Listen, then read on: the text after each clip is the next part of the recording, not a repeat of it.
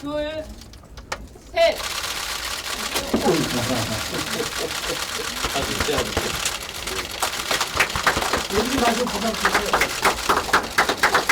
네, 사생국회가 열렸습니다.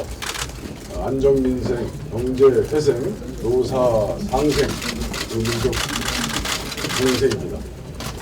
박근혜 정부 절반의 정부, 이미 절반을 돌았습니다만 반쪽 국민을 섬기지 못하고 있습니다. 경제 파탄, 더 무서운 것은 경제 위기에 대한 대응 능력의 부재입니다.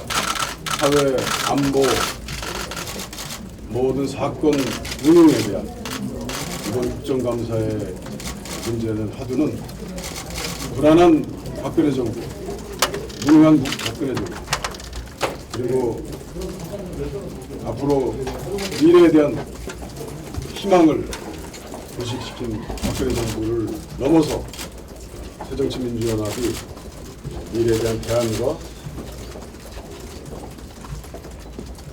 앞으로의 정책 대안 능력을 보여주는 국정감사를 할 수 있도록 하겠습니다.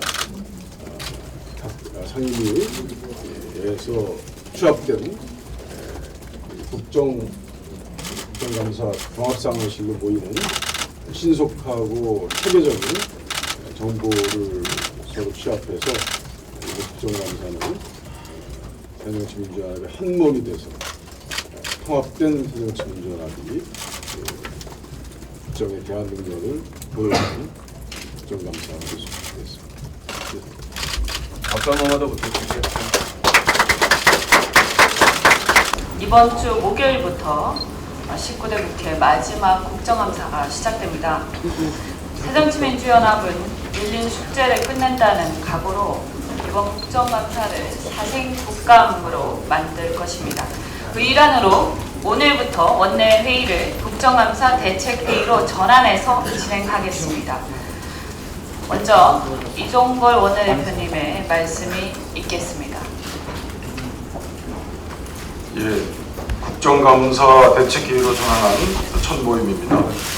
이번 국정감사를 첫 번째로는 국민에게 희망을 드리는 민생국감, 두 번째 대기업과 중소기업 노사가 함께하는 상생국감, 민주주의와 인권을 지키는 민권회생국감, 한반도 평화와 통일경제를 이루는 민족공생국감으로 만들겠습니다. 어제 합의를 바탕으로 국회 경제민주화 특위를 구성하겠습니다. 재벌개혁과 노동개혁, 경제민주화와 경제활성화는 동전의 양면입니다. 대기업과 중소기업, 기업과 노조, 원청과 하청, 대기업과 대리점 간의 양극화된 약탈적 경제 생태계를 이제 넘어야 합니다. 공정한 경제과 상생의 경제 생태계를 만들어서 경제 위기의 파고를 넘을 수 있습니다. 경제민주화 특위를 통해서 대한민국의 지속가능한 성장 패러다임을 만들어 보겠습니다. 특수활동비 문제 해결의 실마리를 어제 만들었습니다. 특수활동비 제도 개선 논의를 우선 상임위 전체로 확대해서 문제를 쌍끌이로 해결하겠습니다. 예결위는 10월 중에 특수활동비 제도 개선 공청회를 열고 개선 방안을 마련할 것입니다. 이 제도 개선 사항은 2016년 예산안에 반영하기로 했고, 그리고 필요한 법 개정도 추진하기로 했습니다. 한중 FTA 비준 동의안 처리는 선 대책 후 비준의 원칙을 지켜야 합니다. 한미, 한EU, FTA 여야정 합의 사항에 대한 이행 현황을 점검해서 한중 FTA 여야정 합의체의 실효성을 높이겠습니다. 단기적으로는 무역 이득 공유제 도입을 비롯해서 농업업 분야의 피해 대책 마련에 만전을 기해야 합니다. 장기적으로는 중국에 대한 기술적 우위 유지를 위해서 기술 경쟁력 제고 방안을 마련해야 합니다. 우리 기업에 대한 투자 보호, 지적 재산권 보호 분야에서도 포괄적인 대책을 마련하도록 하겠습니다. 그리고 기타 사항이라고 되어 있는 아직 미해결, 미합의된 비준동호회 위원회에서 누락된 불법어로 그리고 환경 문제, 기타 문제에 관해서도 논의하는 것을 명시했습니다. 제 얘기가 아니고 원효철 원내대표가 문제 있는 재벌의 문제와 그에 대한 사실의 규명을 위해서는 예외 없이 재벌의 총수도 국정감사에 불러서 논의하는 것으로 했습니다. 분명히 그렇게 했습니다.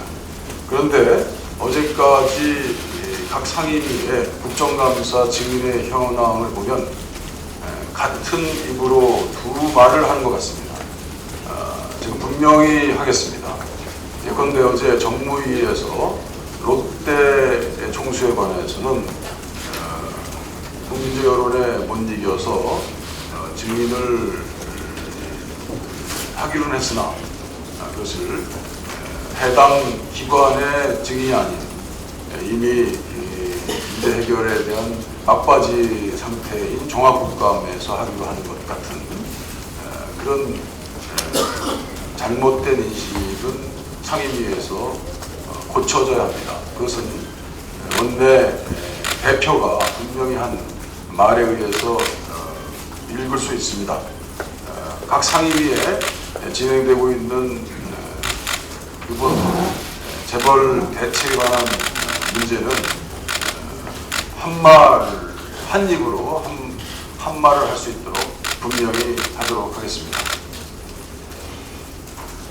돌고래호 침몰 사고는 국민안전이 침몰된 또 하나의 사건입니다. 세월호 사고 후에도 달라진 것이 없습니다. 돌고래호가 통신 누절됐다라고 하는 신고를 받은 안전센터 근무자들은 23분이나 지난 후에 해경 상황센터에 이 사실을 보고했습니다. 실제 수색이 진행된 것은 사고 후 3시간이 지난 후였습니다. 결과적으로 또 구조당국은 골든타임을 놓쳤습니다. 세월호 사고 결과로 출범한 국민안전처라는 이름이 정말 부끄럽습니다. 장관은 유업지어 대응이 아니고 재난사고 대응이 안전처의 임무라는 것을 자각해야 합니다.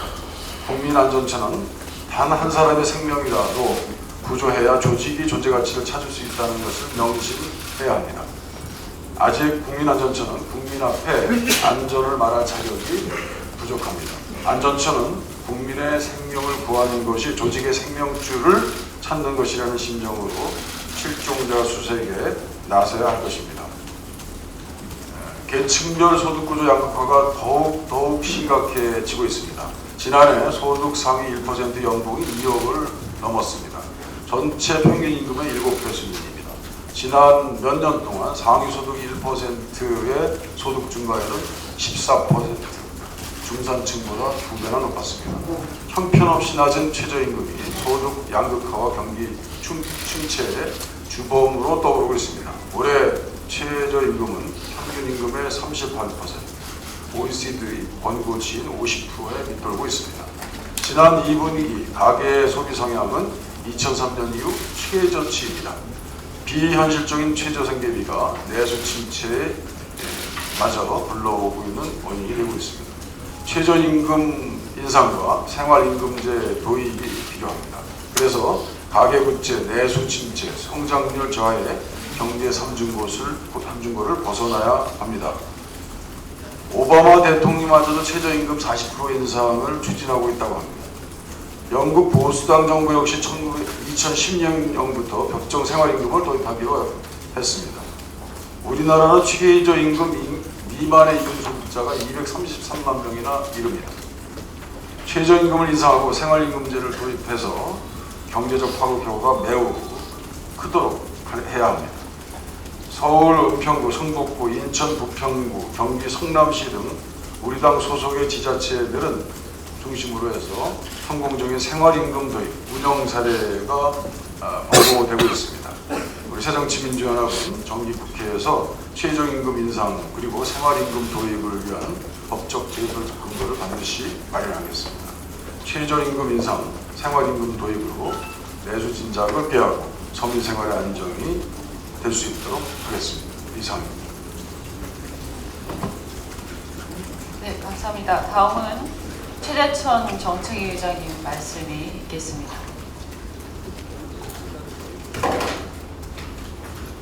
두 가지 말씀드리겠습니다. 2016년도 예산안이 발표되는 날입니다. 오늘날 한국 사회는 불안의 징후를 넘어 위기로 치닫고 있습니다.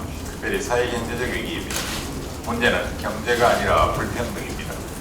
전 세계적 보고서들이 인정하듯 우리나라 재정 규모도 작고 총 조세 부담률도 높고 재정 지출 및 조세의 노진성이 대단히 미약합니다.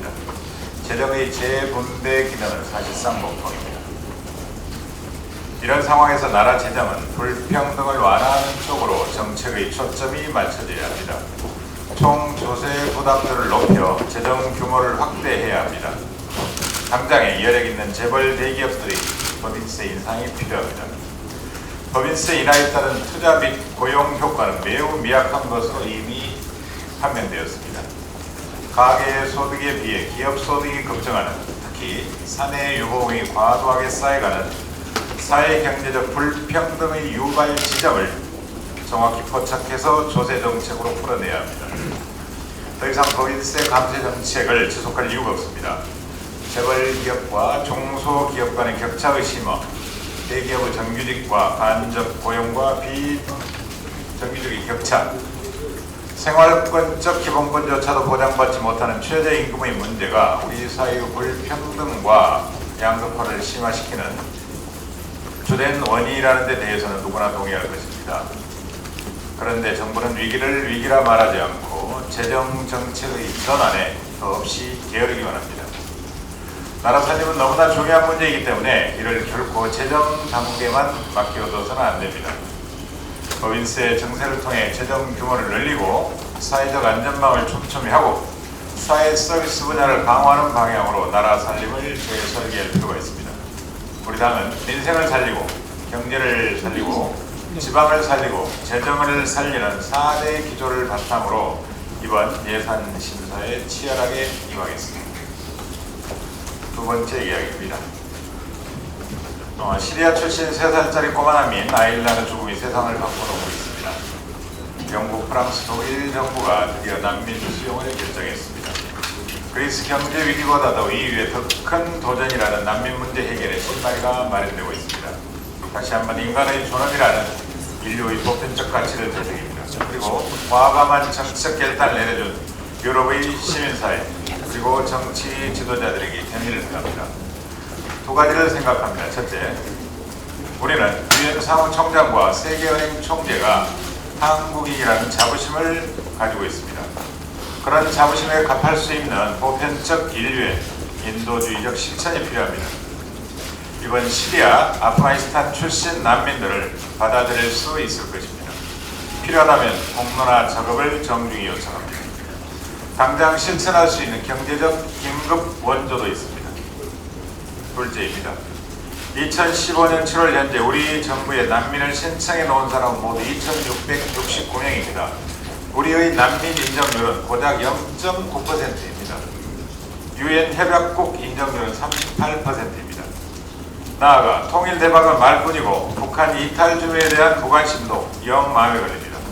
더 나아가서 우리 사회에서 배제되고 있는 우리 안의 난민들, 소외된 이들에 대한 관심과 대책 또한 예산 발표 시점인 오늘 더 절박하게 다가오고 있습니다.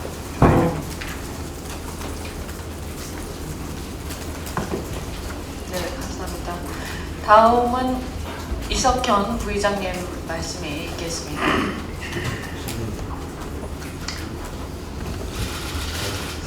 세월호의 아픈 상처가 가시기도 전에 돌고래호 참사가 다시 일어났습니다.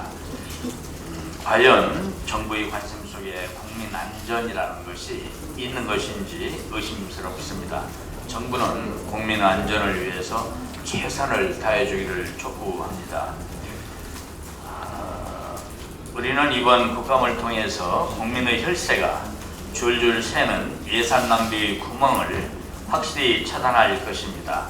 그 재벌 개혁과 중소기업에 대한 대기업의 중소기업에 대한 횡포를 지적해낼 것입니다. 영세상인과 서민의 삶의 고통을 덜어주는 그런 민생 국회가 되도록 국감에서 노력을 할 것입니다. 문희상 의원에 대해서는 검찰이 연초에 이미 조사를 해보고 문제가 없으니까 덮었던 사건으로 압니다. 문 의원은 전화 한 통 부탁한 적이 없다는데 성완종 메모 사건 때와는 너무나 대조적인 당국의 태도입니다. 요즘 새삼스럽게 문 의원 사건을 들먹이는 것이 정치적 의도가 아니기를 바랍니다. 이상입니다.